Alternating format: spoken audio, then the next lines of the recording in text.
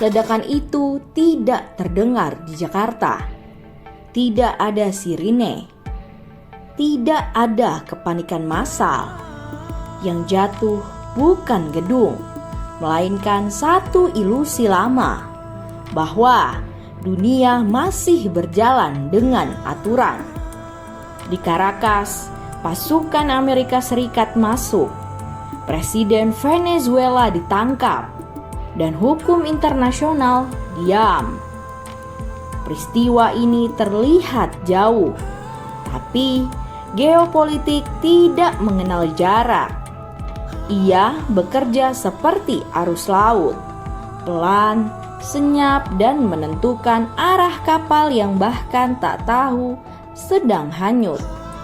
Hari ini Venezuela, besok siapa?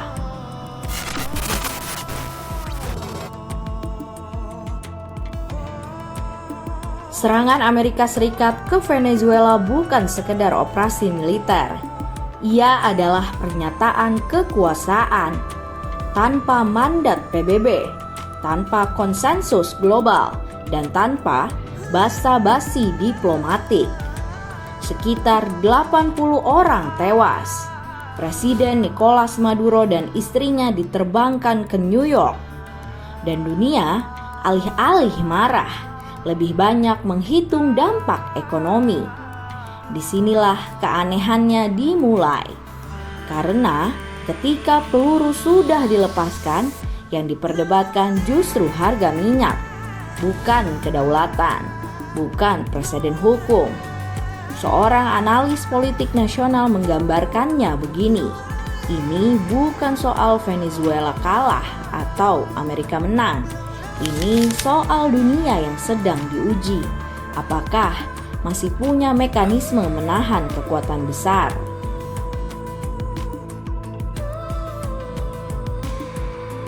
Ahli hubungan internasional Suzy Sudarman membaca peristiwa ini sebagai bagian dari desain yang lebih besar. Dunia, kata dia, sedang dibagi ulang, bukan berdasarkan ideologi, tapi kegunaan. Ada negara adidaya, ada negara kuat yang dibiarkan otoriter karena punya pengaruh, dan sisanya negara yang bisa dimanfaatkan. Indonesia dalam konfigurasi ini berada di wilayah abu-abu yang berbahaya, bukan karena miskin, bukan karena kecil, tapi karena sering terlambat membaca arah. Suzy menyebut politik bebas aktif Indonesia kini seperti kompas yang masih ada, tapi jarumnya goyah. Kita menyebut diri netral, tapi dunia tidak lagi memberi ruang untuk sekedar netral. Venezuela bukan dipilih karena presidennya, bukan karena ideologinya, tapi karena tanahnya. Minyak, cadangan minyak terbesar di dunia, terutama minyak berat, jenis yang tidak dimiliki Amerika dalam jumlah cukup. Di Texas dan Louisiana, kilang-kilang tua Amerika membutuhkan minyak berat agar tetap hidup. Dan Venezuela adalah jawabannya. Seorang ekonom politik energi menyebut minyak Venezuela sebagai bantal strategis bagi Amerika Serikat, penyangga ekonomi, alat tawar global, dan cadangan kekuasaan. Trump sendiri mengatakannya tanpa metafora. Washington akan sangat terlibat dalam industri minyak Venezuela.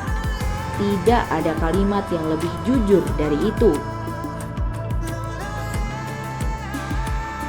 Secara angka, dampaknya memang terlihat kecil.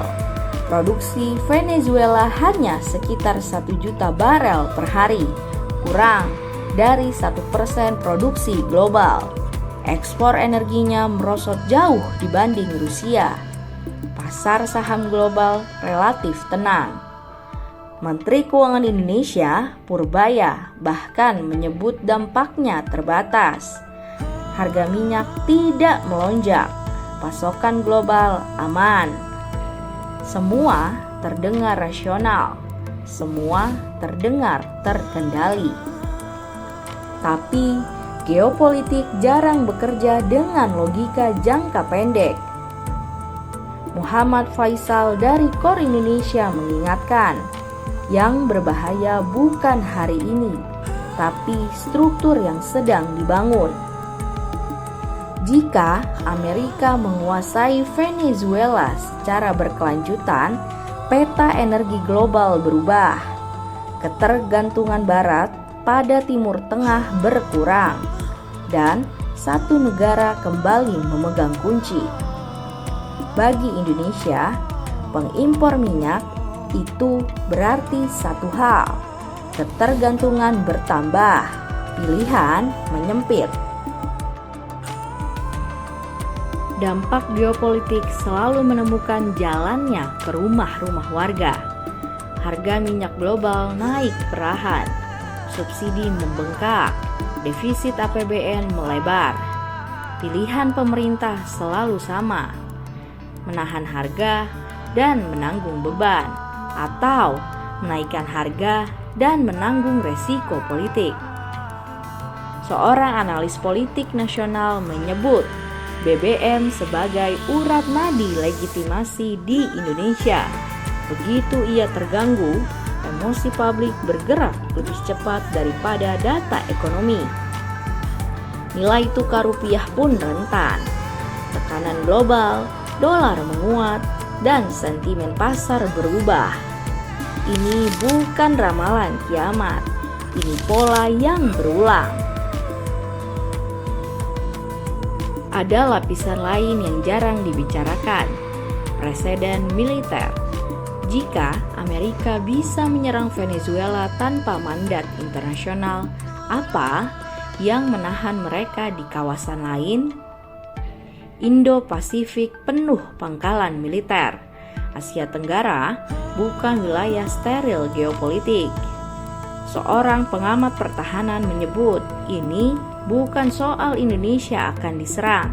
Ini soal dunia yang kembali ke logika. Siapa kuat, dia menentukan. Dalam dunia seperti itu, negara yang tidak sigap membaca peta akan selalu bereaksi, bukan mengantisipasi.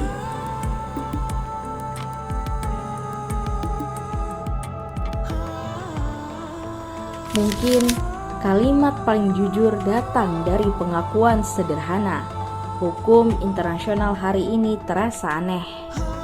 Negara bisa menyerang negara berdaulat dan seolah lolos dari pengadilan global. Kita hidup di dunia tanpa wasit, tanpa peluit, dan tanpa jeda. Serangan ke Venezuela bukan akhir dari cerita. Ia adalah pembuka bab. Pertanyaannya bukan lagi apakah Indonesia terdampak. Pertanyaannya, apakah Indonesia siap membaca niat sebelum niat itu berubah menjadi kenyataan?